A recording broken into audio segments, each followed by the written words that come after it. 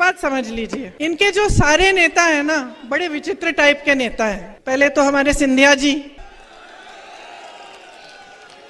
मैंने उनके साथ यूपी में काम किया। अब क्या है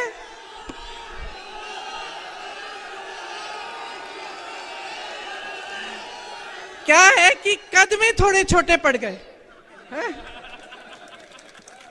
लेकिन अहंकार में तो भाई वाह। हम यूपी में काम कर रहे थे तो देखो, यूपी वालों की तो, हम भी यूपी के हैं, आदत है हम लोग शिकायत, गुस्सा, नाराजगी सब निकाल देते हैं। महाराज बोलने की आदत नहीं है। लेकिन भैया उनके पास जो भी कार्यकर्ता जाता था, कहते हैं दीदी कि हम क्या करें, महाराज महाराज कहना पड़ता है, हमारे मुंह से नहीं निकलता तो फिर कुछ काम ही नहीं होता हमारा। वैसे उन्होंने अपने परिवार की परंपरा अच्छे से निभाई है। विश्वासघात तो बहुतों ने किया है, लेकिन इन्होंने ग्वालियर और चंबा की जनता के साथ विश्वासघात किया है।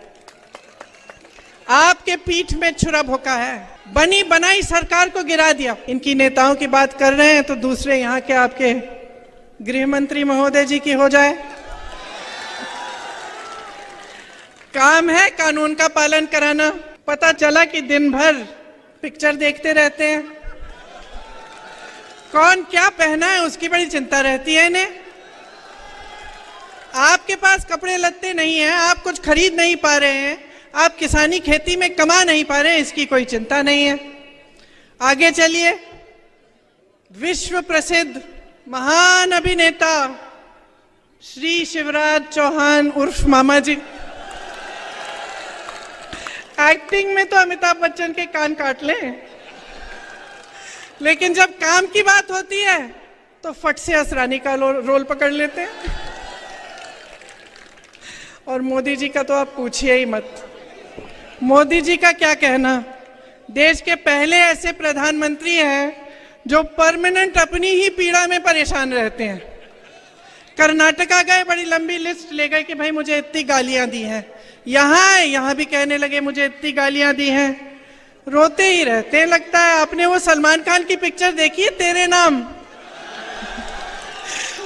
उसमें सलमान खान शुरू से अंत तक रोते ही रहते हैं। मैं तो कहती हूँ मोदी जी के लिए भी पिक्चर बना देते हैं, उसका नाम रखेंगे मेरे नाम। वैसे एक बात है, मोदी जी ना आदमी की पहचान में टॉप क्लास है। दुनिया भर के गद्दारों और कायरों को इकट्ठा करके अपनी पार्टी में ले लिए। बेरोजगारी जो है बहुत बढ़ गई है पूरे देश में। 45 सालों में सबसे ज्यादा बेरोजगारी आज है देश में, भाजपा के राज में। जैसे मैंने कहा, तमाम सरकारी पद खाली हैं, परीक्षाओं में घोटाले पे घोटाला हो रहा है। 3.5 साल में 21 रोजगार दिए हैं आपको, और रोजगार आखिर ये देंगे कहां से? जो बड़ी बड़ी कंपनियां थी, सारे अपने दोस्तों को इन्होंने पकड़ा दी हैं।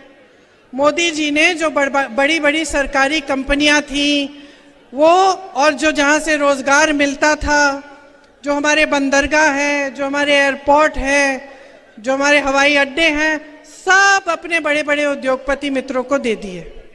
तो वहां से तो रोजगार आना नहीं है। खेती में रोजगार मिल जाता था। अब किसान को इतना परेशान कर रखा है महंगाई से, और इनकी सहायता करने के बावजूद इनको और परेशान किया हुआ है। तो खेती से नहीं मिल रहा है रोजगार।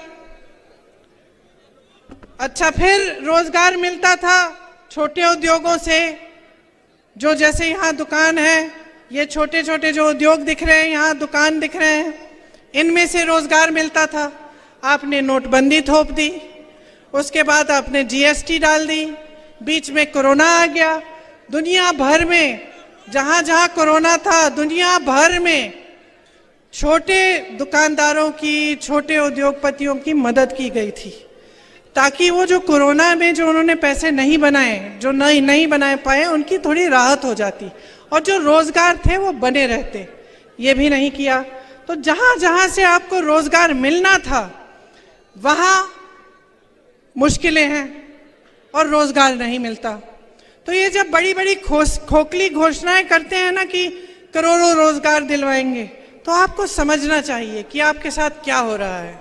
ये जो सरकारें हैं, आपके प्रदेश की सरकार और केंद्र की सरकार, ये सिर्फ और सिर्फ बड़े बड़े उद्योगपतियों के लिए चल रही है।